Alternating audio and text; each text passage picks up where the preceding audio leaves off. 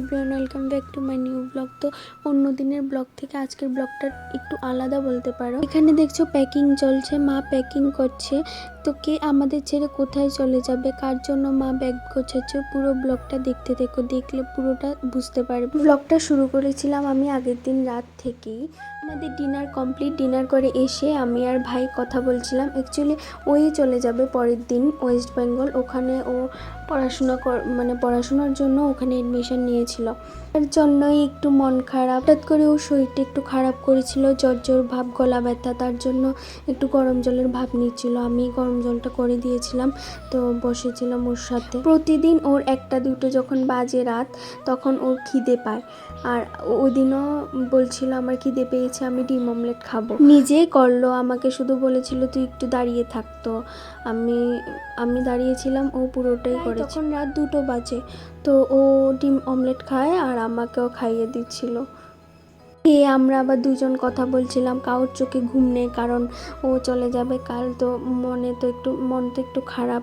আসলে একসাথে বড় হয়ে ওঠা 18 থেকে 19 বছর, তো 18-19 বছর পর যখন ছোটো ভাইটা অনেকটা বড় হয়ে যায়, একা একা থাকতে শিখে, তখন একটু খারাপে লাগে। তো এবার ঘুমোতে এসে পড়েছি। আমরা 4 জন একসাথে ঘুমিয়েছিলাম ওই দিন। তো দেখো রাত তখন 3:45টাও ঘুমাইনি, ঘুমাতে 3:30 বেজে গেছে। চলে এসছে ওই দিনটা। মা সকাল সকাল উঠে পুজো টুজো দিয়ে পুরো কমপ্লিট। তো আমরা এখন ব্রেকফাস্ট করব, চা করেছিল, ব্রেকফাস্ট করছি। আর মা এখানে ওকে বুঝাচ্ছে এভাবে চলবি, এ করবি সে করবি। কখনো তো বাড়ির বাইরে থাকিনি, এবার ফার্স্ট। আবার ফাইনাল ব্যাগ গোছানো হচ্ছে, কি কি দেয়নি ওগুলো দিয়ে দিচ্ছে। প্রতিদিনের রুটিন ছিল একবেলা নয় একবেলা ওকে খাইয়ে দিতে হবে। যাওয়ার দিনও ব্যতিক্রম হয়নি। আমাকে বলছিল দিদিভাই একটু খাইয়ে দে, আমি একটু মোবাইল দেখি। খাইয়ে দিচ্ছি, আবার কষ্ট হচ্ছিল, কতদিন ওকে আবার দেখবো না, খাইয়ে দেবো না। শিওরা চলে এসছে ওর সাথে দেখা করার জন্য, সবাই দেখা করে চলে যায়। এবার রেডি হয়ে আমরাও রেডি। তো এবার চলে যাব, ঠাকুর নমস্কার করে এবার বের হবে। সত্যি ও যে কিভাবে থাকবে আমাদের ছাড়া, আমরাও বা কিভাবে থাকবো ওকে ছাড়া।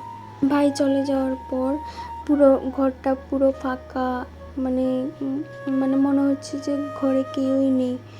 আর বাড়িটাও পুরো ফাঁকা লাগে। এবার গাড়িতে উঠে যাব। যাওয়ার পথে আবার দাদুর বাড়িতে একটু নেমেছিলাম, ও প্রণাম করে তারপর আবার বেরোবো। মামি ওরা যাবে আমাদের সাথে।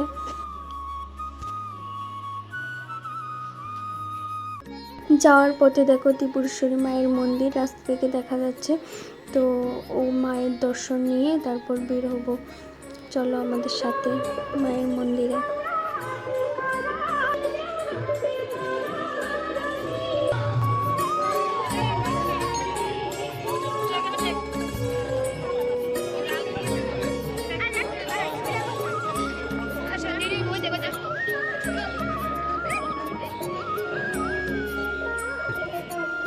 মার বাড়ি থেকে যাওয়ার সময় উদয়পুর এই আন্টির বাড়ি, আন্টির সাথে দেখা করে তারপর যাচ্ছি। ছোটোবেলায় আমাকে আর ভাইকে এই আন্টি পড়িয়েছে, আন্টির মা ওরা ভাইকে মানুষ করেছে। এবার আগরতলায় যে সন্তোষী মায়ের বাড়ি সবসময় আমরা যাই, তো ওই মায়ের আশীর্বাদ নিয়ে তারপর আমরা বেরোবো। বেরিয়ে ডাইরেক্ট এয়ারপোর্ট যাব।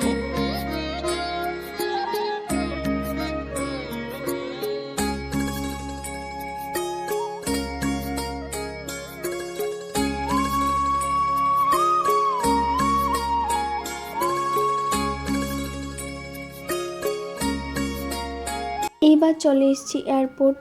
যত সময়টা চলে যাচ্ছে তত মনে হচ্ছে যে আর একটু সময় আছে ও আমাদের কাছে।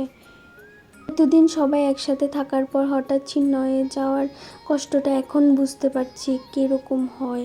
আগে ছোটোবেলায় ও বলতো আমি কোথাও যাব না, আমি এখানেই পড়াশোনা করব। কিন্তু বড় হওয়ার সাথে সাথে অনেক কিছুই চেঞ্জ হয়, এখানে থেকেও বা কী করবে।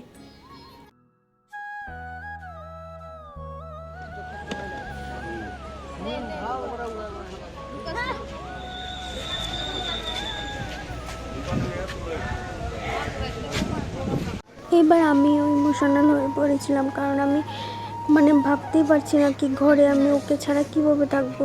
কারণ সারাক্ষণ তো ওর সাথে দুষ্টুমি করতাম, মারপিট সারাক্ষণ লেগেই থাকতো। মা তো শুধু দুজনকে থামাতেই সময় চলে যেত। কিন্তু কীভাবে আমি থাকবো ওকে ছাড়া, আমি ওইটাই চিন্তা করছিলাম।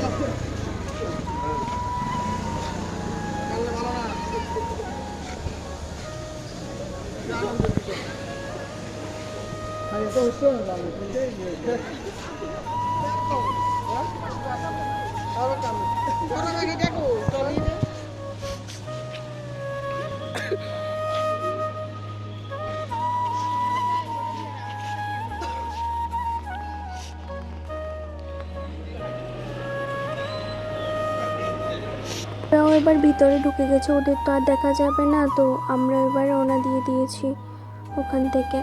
বাড়িতে গ্যাস নিচ্ছিল, তো আমরা ওই টাইমে আমরা টিফিন করে নিচ্ছি, কারণ বাড়ি থেকে যাওয়ার সময় যে খেয়ে গেছিলাম, তো তারপর তো আর কিছু খাওয়া হয়নি।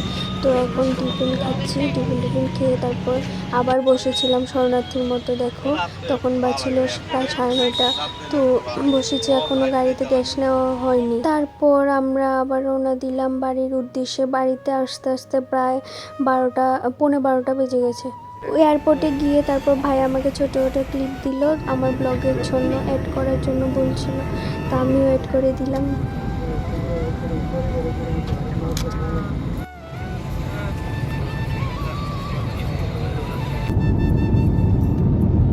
এয়ারপোর্ট থেকে এসে সবাইকে একে একে নামিয়ে দিয়ে তারপর দাদুর বাড়িতে গেলাম। দাদুর বাড়িতে খাওয়া দাওয়া করে তারপর মামু আমাদেরকে অটো দিয়ে এনে দিল বাড়িতে। ব্লগটা এখানেই এন্ড করছি। ভালো লাগলে অবশ্যই লাইক, কমেন্ট, শেয়ার, সাবস্ক্রাইব করে দিও।